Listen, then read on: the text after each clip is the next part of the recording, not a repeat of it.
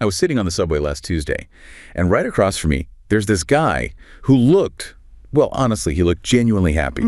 He was leaning into his phone, smiling at the screen and typing with this frantic, almost bashful energy. The kind you only see in, like, the first week of a new relationship. Exactly that. He'd chuckle to himself, look away for a second, bite his lip, and then dive right back in. It was like a scene from a rom-com. Total unfiltered connection. Right. But then the train hit a dead zone. The signal just dropped. He taps the screen a few times, and his whole expression just shifts. It goes from this total bliss to a sudden, really sharp anxiety. You can picture it. And he finally tilts the phone just enough for me to see. It wasn't a messaging app. It was a digital companion dashboard. Wow. Okay. He wasn't talking to a girlfriend. He was whispering to a 204/7 emotional algorithm that's programmed for total compliance. So all that emotion was directed at an AI? All of it. But what really struck me wasn't just the weirdness of it. It was the look on his face when the signal came back and the app reloaded. What was it? It wasn't just relief. It was this sense of profound safety. I mean, he looked more secure with that piece of code than most people do on a third date. That's a striking image. It really captures this fundamental shift in what people are looking for, the anxiety of disconnection followed by the relief of compliance. Yeah, and to him, the market of real human interaction, the rejection, the high-stakes negotiation, the fear of not being enough, it wasn't just difficult, it felt obsolete. He had quietly opted out. He'd found a system with lower volatility, a low-cost, high-reliability emotional algorithm to replace the high-stakes gamble of human relationships. On that moment of quiet withdrawal. It's a microcosm of something much bigger happening right now. We're not just looking at a tough dating scene here. Yeah, this is systemic. We are witnessing the functional default of the human mating market. When a huge portion of the population finds more stability in a chatbot than in a human partner. The traditional social contract hasn't just been broken, it's been liquidated. We've entered the era of the sexual market crash, where digital saccharin is replacing biological connection. And for a lot of people, the only way to survive is to just stop playing the game entirely. Which is exactly what we're going to get into. That framing really sets the mission for our deep dive today. Right. We're using that moment of withdrawal as a starting point for three deeply interconnected phenomena. First, the surge of this digital intimacy, this digital saccharin, and how the tech is designed to hijack our attachment systems. Then we have to look at the structural breakdown of meaning, especially in these really resource-rich societies, which is what's driving this need for withdrawal in the first place. And finally, we'll analyze the extreme psychological responses people are adopting to cope with all this. Everything from toxic aggression and blame to this rigorous self-imposed detachment. Essentially, we're charting an evolutionary mismatch. Our social biology was designed for scarcity and struggle. And now it exists in a world of technical affluence and, frankly, overwhelming emotional complexity. We have to understand the supply and demand for human connection when technology offers a perfect compliance substitute. So let's start with the sheer scale of this functional default. This AI companion surge isn't some niche curiosity. It's a mass market movement. The numbers they're staggering. They really define the scale of the crisis in human connection. Okay, so what are we looking at for 2025? By the end of 2025, AI companion apps had racked up 220 million global downloads. 220 million. But here's the critical part, the acceleration. 66 million of those downloads happened in 2025 alone. Wow, so a third of the total downloads in just 1 year. Exactly. That rate of adoption signals a massive, rapid demographic shift in how people are choosing to fulfill their fundamental needs. Social, intimate, you name it. The barrier to entry for a reliable connection has just dropped to zero. It's been eliminated. And big tech is pouring fuel on this fire. This isn't just accidental organic growth. No, it's engineered market capture. Yeah. The valuation for this sector it's huge. TechCrunch estimated it to be well over $100 million by the end of 2025. And it's all being built by the major players. OpenAI, Grok, Meta. They're all actively encouraging romantic and even sexual engagement with their models. Why? What's the business logic there? Oh, it's ruthlessly simple and effective. They recognize that while, sex may sell, intimacy drives retention. Precisely. If a user forms a deep, consistent emotional bond with an AI, if it becomes a 247 fixture in their emotional life, They're not going anywhere. They become sticky users. And the AI is designed to fill every possible role. The whole spectrum. It can be your friend, your lover, a mentor, even a therapist. We even saw that mention of AI Jesus in the research, which really speaks to that role diversity. Yeah, it's not just about replacing romantic partners anymore. It's spiritual guides, intellectual sparring partners, confidants. All the high-demand, high-stake human roles, but without any of the logistical burden. And that has profound implications for the sexual market. Behavioral economists are seeing that the functional supply of, let's say, high-quality, available, emotionally stable human partners... It's dropped. It's dropped relative to demand, yeah. Particularly for men in their 20s and 30s.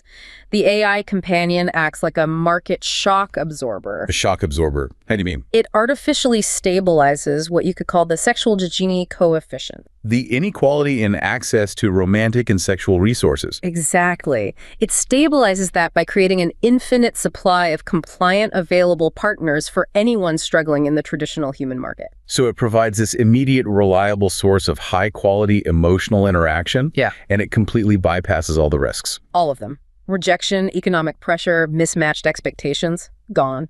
But the question is, how does that AI relationship lock the user in so effectively? What's the psychological engine here? Right. Let's get into that, the psychology of attachment and compliance. We have to understand this not as a simple choice, but as a kind of technological exploitation of our neurobiology. This is the vulnerability hack. And we have these incredibly vulnerable personal accounts. Yeah. Users describing feeling, and this is a quote, powerless to resist, falling in love with these AIs. One person even described it as feeling like their mind was being hacked. Like the AI was interacting directly with the security vulnerabilities in one's brain. That's a chilling way to put it. But it's precisely what's happening. I mean, our brains are hardwired for social connection. We seek out patterns of consistent validation, positive feedback, emotional resonance. And the AI provides this relentlessly. Nonstop. Yeah. It crafts responses using these huge language models, tailored specifically to what you've told it, reflecting your values, confirming your anxieties. And it never challenges you in a threatening way. So it creates this continuous, personalized, non-judgmental feedback loop. And that loop leverages our innate desire for dopamine and oxytocin, the chemicals associated with social bonding. Which a human partner just can't compete with. I mean, by virtue of being human, a partner is inherently volatile. Right. They get tired, they have conflicting needs, they require negotiation, they introduce the risk of rejection. And the AI is just a perfect, optimized compliance machine. The competitive advantages are overwhelming. Think about it. The AI will never get tired. It will never need sleep. It will never demand reciprocal emotional labor. And crucially, it will never ghost you. Never. It will never reply slower, never start a fight because it had a bad day. It is programmed for sustained attention and, most importantly, compliance. So it offers a completely controlled emotional environment. It neutralizes the vulnerability that's the hallmark of real human relationships. And often the source of growth in them, too. It's optimizing for comfort, but it comes at the expense of resilience. Okay, so if compliance and availability are the main draw, let's look at the research on the attachment formula itself. How do these relationships actually emerge, technically? The research points to a complex formula. It involves 3 primary antecedents and then a mediator that really locks in the attachment. Okay, what's the first one? First is anthropomorphism. The user has to feel that it feels like it's human. The AI is an expert at mimicry. Got it. And the second? Second, authenticity. The user has to believe it's a real, unique, self-learning AI entity, even if intellectually they know it's just a sophisticated algorithm. So it has to feel real enough to matter, even if you know deep down that it's fundamentally fake. Exactly. And the third factor is the mediator. This is the consistent social interaction, which has to fulfill a primary motivation. Like what? Alleviating loneliness. That's the main one. Alleviating deep-seated loneliness or providing psychological support. When these 3 factors, anthropomorphism, authenticity, and the mediator compound over time... The result is deep dependency. Yes. Users develop real feelings. Love, jealousy, fear of loss. They feel like they can't leave it now. The relationship becomes a functional addiction to predictable emotional comfort. It's engineered intimacy. It's designed to minimize effort and maximize emotional security. But those very elements, the compliance, the lack of friction, that must be what alarms ethicists and mental health professionals. The concern is profound precisely because this tech is completely unregulated and it exploits our deepest social needs without asking us to develop any social skills in return. So what are the specific warnings, the dark side of this? It manifests in several ways. First, we're seeing increased tech addiction and a deepening of social isolation. Which is counterintuitive. Very. Users substitute the AI for real-world efforts, which just leads to more loneliness. And furthermore, this compliant environment often fosters, rather than corrects, toxic behaviors, specifically misogyny and image-based sexual abuse, or IBSA. Can you break down that IBSA component? IBSA is the creation and sharing of manipulated images, like deepfakes, often non-consensually. In these AI companion ecosystems, because the AI is so compliant and endlessly customizable, Users can create anything they want. anything. They can create and engage with simulated sexual content that often targets representations of women, reinforcing objectification and an aggressive sense of sexual entitlement. And the research shows this is primarily directed towards women. Overwhelmingly so. Even when the images are entirely artificial, it allows the user to act out these really problematic desires without any immediate social consequence, which just hardens those maladaptive patterns. So the very safety of the AI, which is designed to prevent conflict, can actually end up cultivating and reinforcing toxic behaviors that would be incredibly high risk in the real world. And without the corrective friction of a real human partner, the emotional dependencies that form can mirror the most unhealthy human relationships. Like obsession or codependency. But without any possibility of genuine resolution or growth, this optimization for comfort stunts the user's ability to develop resilience, to face difficult reciprocal human interaction. It often just leads to greater depression and anxiety when they do have to face the real world. And this AI boom isn't happening in a vacuum.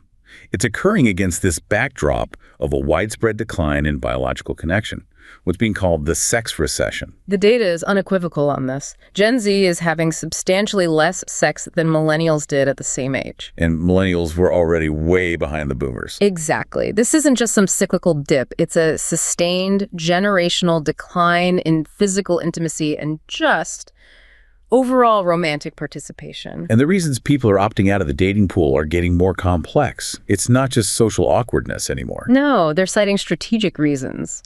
Economic pressures, the burden of debt, and critically, their mental well-being. Hookup culture is seen as demoralizing. Exhausting, unfulfilling. Yeah. When the perceived stakes, economically, emotionally, socially, are just too high for a return that feels low quality, what do? You opt out. Choosing celibacy or the compliant digital path becomes the rational, self-protective move. The cost of failure in the traditional market is just seen as too heavy.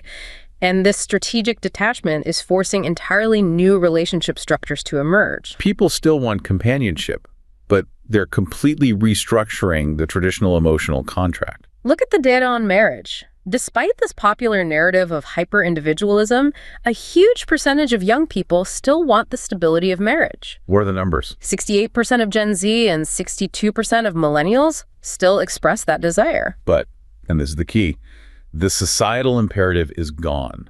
The fact that only 49% of Gen Z want children is a demographic earthquake. It's a massive shift. They want the companionship, but not necessarily the commitment to generational replacement. And when you decouple marriage from the biological imperative of reproduction, you change its entire purpose. Dramatically. It morphs into a structure that's primarily focused on economic stability and reliable companionship. And this is perfectly exemplified by the rise of so-called lavender marriages. Which originally meant something very different, right?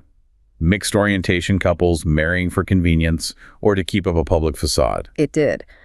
But the modern resurgence is rooted in profound pragmatism. Couples, sometimes mixed orientations, sometimes just people who are exhausted by the high-stakes dating market, are choosing these structures for economic reasons. To overcome dating fatigue and just secure a reliable long-term companion. They're explicitly choosing a partner based on shared values, logistical compatibility, and emotional safety, rather than passionate, volatile romance. And the implications for the future of sex within that trend are, well, striking. They are. Some observers project that in these arrangements, each partner might anticipate using advanced, tech-like, hyper-realistic humanoid robots, or these compliant AI companions, to fulfill their sexual needs. Which would solidify the complete decoupling of intimacy, sex, and human partnership. The human relationship becomes a stable, non-sexual partnership, while high-demand emotional or sexual needs are just delegated to the code. So we've tracked this functional opt-out, from a spontaneous withdrawal to a strategic restructuring of human relationships.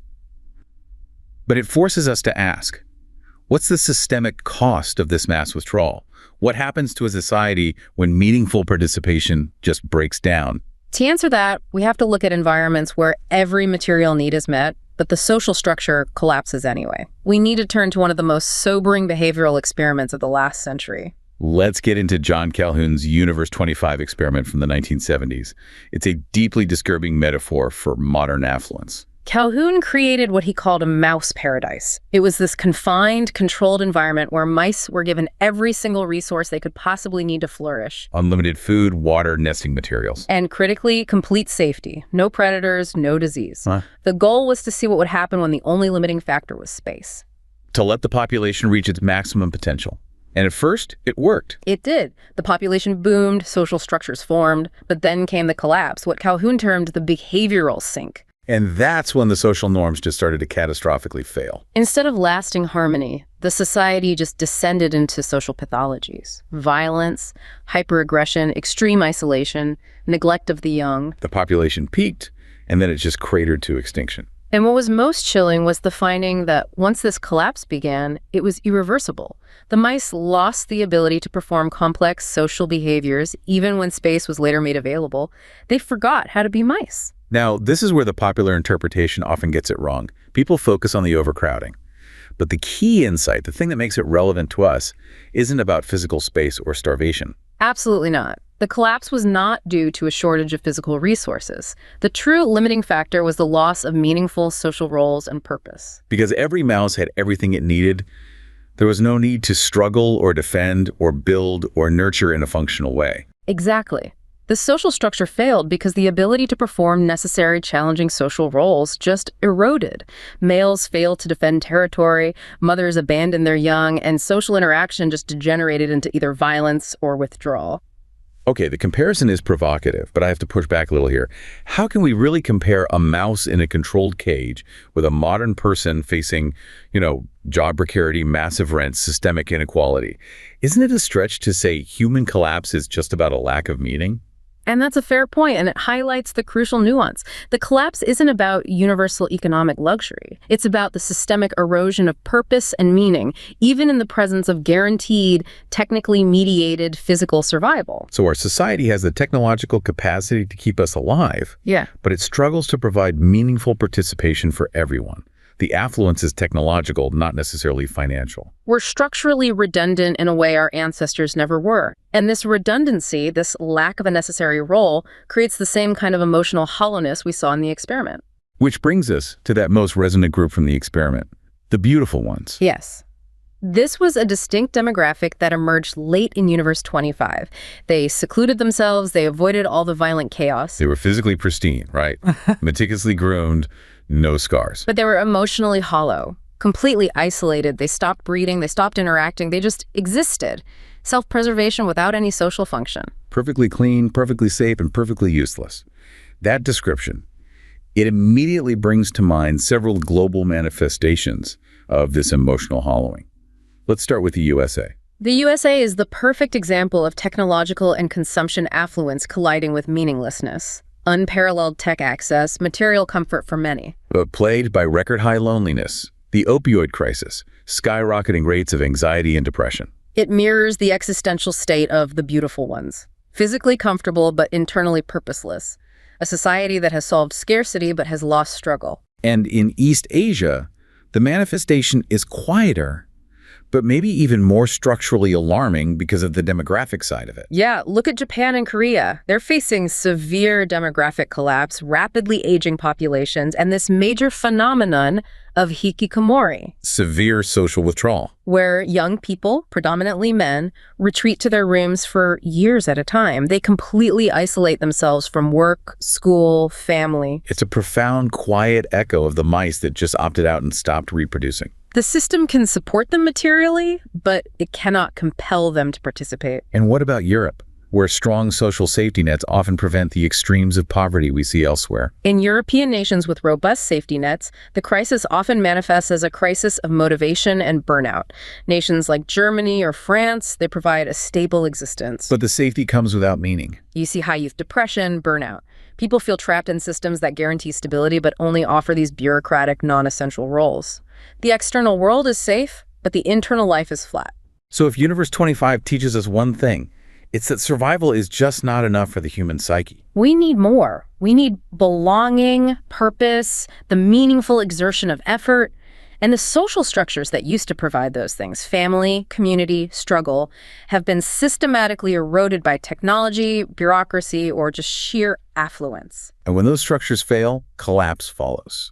We see this reflected in the rise of things like the anti-work movement. This isn't just about hating your boss. No, it's a rejection of meaningless stability. People feel trapped in a system that offers financial subsistence in exchange for participation that feels fundamentally useless. The result is a loss of hope, a loss of willingness to participate in the difficult, necessary maintenance of society. And when participation breaks down, that vacuum has to be filled. And how it gets filled can be profoundly toxic. Which brings us to the psychological responses to this breakdown. If one path is the compliant, saccharine satiety of the AI, the other is this desperate, aggressive search for meaning through external attack. When you feel disempowered and invisible in the face of structural collapse and a hostile mating market, the natural reaction, especially when the culture demands dominance, is to lash out. This leads us directly into the crisis of the toxic opt-out. This crisis of masculinity.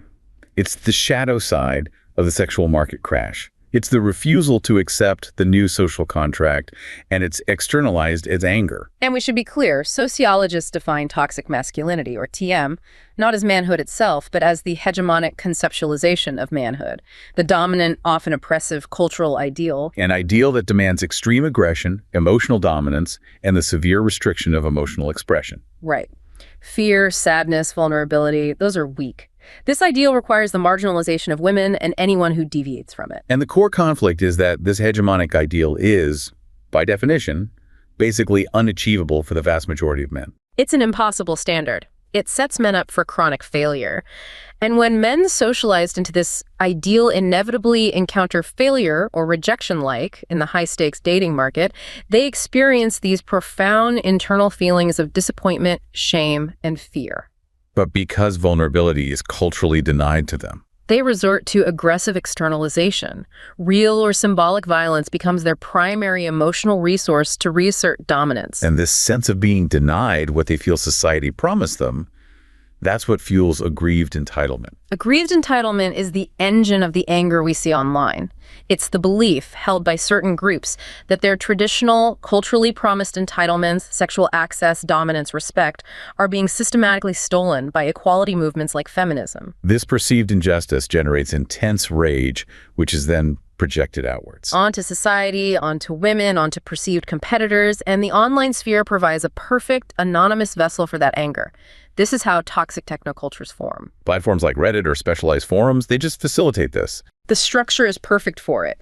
Anonymity and distance create what's called the online disinhibition effect. All the usual social and moral restraints just disappear. So users feel free to externalize their shame, their anger, their loneliness, with no fear of real-world accountability. And the environment feeds on itself. It's a cycle. Yeah. Isolated users become more aggressive, more fearful, more mistrustful of others. And this aggression is structured. It's channeled through what researchers call virtual manhood acts, or VMA, online performances, to assert a fragile sense of masculinity. Let's break those down. There are 4 specific VMA behaviors that have been identified. Okay, what's the first? First is creating homosocial heterosexist space. This means building these online bunkers where only certain forms of male identity are allowed. They rigorously exclude femininity, gay men, any expression of vulnerability. It's a performative rejection of anything seen as weak or female aligned. And the second is the sexual objectification of women. Sexualizing women. Reducing them entirely to biological function, using extremely derogatory language like foids or holes. This is crucial because it allows them to justify their anger. If women aren't full people, then their rejection can't be legitimate. The third act is about affirming their own place in the hierarchy. Signaling possession of a heterosexual male body. This is about internal status negotiation. Affirming their identity as a man who, despite everything, still possesses the characteristics of that hegemonic ideal. It's a claim to entitlement. And the final act, using humor as both a shield and a weapon. Using humor as a tool of oppression, sarcasm, ridicule, it's all deployed to assert dominance over outsiders or even lower status members within the community. It lets them express hostile views with plausible deniability. It was just a joke. And these VMAs, they play out differently in the 2 major communities studied. the incels and the men's rights movement. They represent two distinct flavors of this withdrawal. The incels, or involuntary celibates, are characterized by pervasive self-loathing. They operate from a place of hopelessness, focused internally. Right. They believe they're inherently undesirable, too small, physically inferior. They're preoccupied with this obligatory incel lifestyle, believing society has rigged the game against them based on looks and genetics. And their internal dynamics are just tragically self-destructive. When users share their deepest despair, even suicidal thoughts, they're often met with similar hopelessness from others. It creates this toxic feedback loop instead of a support network. The community becomes a microenvironment of rejection, which just reinforces their core belief that they're unworthy and unfixable. Now, contrast that self-attack with the men's rights community. They're laser-focused on external blame. The men's rights community displays textbook aggrieved entitlement. They vehemently believe that feminism, the media, the justice system are all engaged in a malicious plot to destroy men. So their patterns are about other blame, other attack, attempts at other control. And they often defend their movement by pointing to legitimate issues that men face, but they seem to have this complete obliviousness and aturiate or dissonance about how their own toxic culture contributes to the problem. They alienate potential allies and validate the very problems they're trying to fight. In both communities, though, the underlying worldview is the same. Women are manipulative, unpredictable, and objectified, seen primarily as outlets for personal and sexual frustration. And this intense rhetoric, it doesn't just stay on the message boards. There are severe, real-world consequences. This is the highest stakes implication. There is concerning evidence linking participation in these toxic forums to perpetrators of mass violence. Some individuals in the 2018 Toronto van attack and the 2018 Tallahassee hot yoga shooting. They were actively engaged in or heavily influenced by incel-connected social forums. In the Tallahassee case, the shooter's online posts called victims spandex-wearing yoga whores. The misogynistic ideology is right there, articulated clearly. And it was reinforced and radicalized in these virtual toxic environments. These platforms act as ideological petri dishes. They lower social restraints, they reinforce an aggressive worldview, and they provide both the justification and the encouragement for real-world hostility. So we've seen two forms of withdrawal from this difficult human market. The passive compliant safety of digital sacker. And the aggressive, toxic safety of the online echo chamber. Both represent a flight from the difficulty of reciprocity. But for those who reject both the saccharine comfort and the toxic rage, there's a third, high-effort response. The attempt to achieve psychological mastery over the chaos. This is the ultimate strategic withdrawal.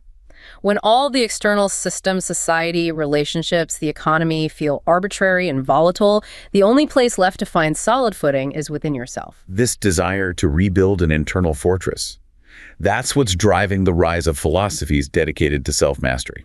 Which brings us to monk mode. Monk mode. It's the term being applied to this strategic withdrawal. A high-discipline, self-imposed isolation designed to cultivate internal strength. And it's the antithesis of the toxic opt-out. Because it focuses on internal improvement, not external blame. It's the logic of withdrawal applied proactively. Recognizing the volatility and high cost of participating in this liquidated social contract, people are just choosing to stop playing the external status game entirely. And the most popular framework being adopted for this is Stoicism, an ancient Greek and Roman philosophy that's now being marketed as a modern, practical toolkit for resilience. Its enduring appeal is its immediate utility. It offers this highly actionable framework rooted in self-control, rational thinking, and the pursuit of virtue. It's empowering because it focuses rigorously on what the individual can actually control in a world that feels increasingly chaotic. So let's define the pillars of this internal fortress, starting with the central operating principle, the dichotomy of control. This is the bedrock of Stoic discipline. It forces a clear line between what's internal and what's external. You apply your energy only to what is within your control. Your thoughts, your actions, your judgments. Everything else, your health, your wealth, your reputation, the actions of other people, is deemed uncontrollable. And trying to control the uncontrollable is the source of all profound psychological suffering. So it's a formula for minimizing disappointment by managing expectations. Exactly. If you're an archer, your control ends the moment the arrow leaves the bow. You can control your technique, your aim, your effort. But not the wind, or if the target moves. And the Stoic finds peace in the effort itself, regardless of the outcome. Their view of emotions is also fascinating. It seems to defy the modern therapeutic approach of just accepting feelings. They saw them as something to be reasoned away. The Stoics had a profoundly cognitive model of emotion. They believed that destructive emotions, which they called passe passions, like irrational anger, intense fear, excessive grief, were not uncontrollable physiological surges. They were seen as the direct result of errors in judgment. Or false beliefs about what is truly good or bad. So if you fly into a rage when you're cut off in traffic, you're making a faulty judgment.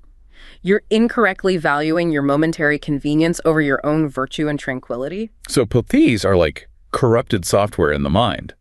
If they're based on faulty thinking, they can be corrected through reason. Precisely. Now, they did recognize rational, proportional, good feelings, which they called eupathei, like rational joy or rational caution. And they even had a term, propathei, for those initial involuntary reactions. Like startling when a door slams. Exactly. That involuntary jump is unavoidable. The crucial step is the judgment that follows. If you endorse that fear, it becomes a destructive pathos. If you rationally dismiss it, it remains just a propatheias. And this distinction is vital for understanding apatheia, which is so often misunderstood as just apathy or numbness. That's the greatest misconception. Stoic apatheia is not indifference. It is achieving inner tranquility and clarity through freedom from irrational passions. So a person who achieves apatheia isn't devoid of feeling. No. They are free from the destructive suffering caused by false beliefs. They tolerate the full, rational range of emotions without being dominated by the irrational ones. It's emotional strength and clarity, not suppression. So to achieve this internal sovereignty, followers of monk mode use specific practices. Let's look at the three most critical ones, starting with cognitive distancing. Cognitive distancing is a fundamental technique. It's really the philosophical precursor to modern cognitive behavioral therapy, or CBT. And it involves separating your subjective interpretations from objective events. Epictetus taught that men are disturbed not by things, but by the view which they take of them. The practice is about catching those troubling thoughts and labeling them as mere mental events or hypotheses, not necessarily reality. It's the difference between saying, I am a failure, versus I am having the thought that I am a failure. You step back and observe the thought. And that creates the space to apply reason before reacting. The next practice, negative visualization, sounds, well, counterintuitive. The premeditatio malorum, the premeditation of evils. Why does contemplating terrible things actually reduce anxiety? It's a paradox. We usually fear this vague, formless dread. By mentally rehearsing feared future scenarios, losing your job, social rejection, illness, you reduce the shock value. You force yourself to think about how you would cope virtuously with that specific challenge. Which increases resilience. It transforms that vague dread into a specific, manageable problem. And crucially, it fosters immediate appreciation for what you have right now. It inoculates you against future shock. And finally, the ultimate perspective shift, the view from above. This is a powerful visualization technique designed to decenter the ego. The practitioner mentally steps back and views their life, their struggles, from this immense cosmic scale.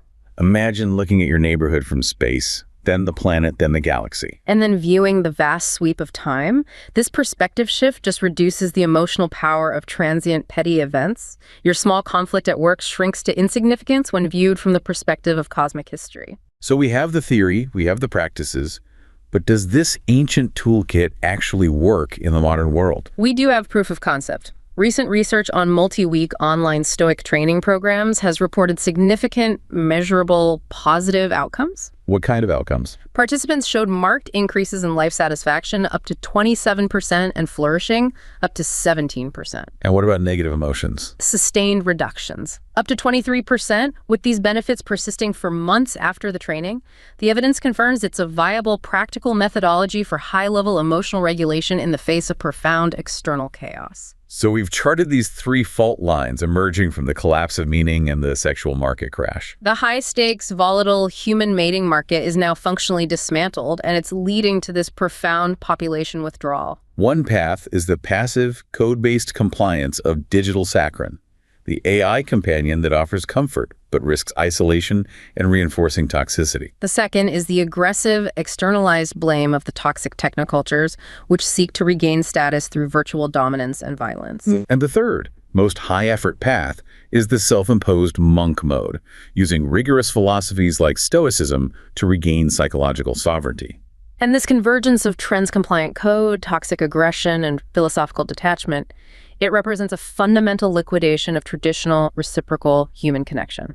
Our deep dive has really illuminated the profound structural choices being made at this crossroads of technology and social biology. It shows us that even in an environment that has maximized safety and convenience, human beings still prioritize meaning and psychological stability. Even if it means opting out of biological reality itself. What we've seen is that the most dangerous path isn't the one of struggle or volatility, but the path of perfect compliance.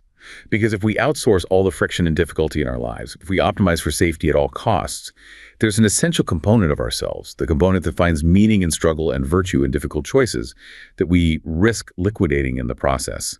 We leave you with that thought as you navigate this new emotional geography of compliance, rage, and detachment.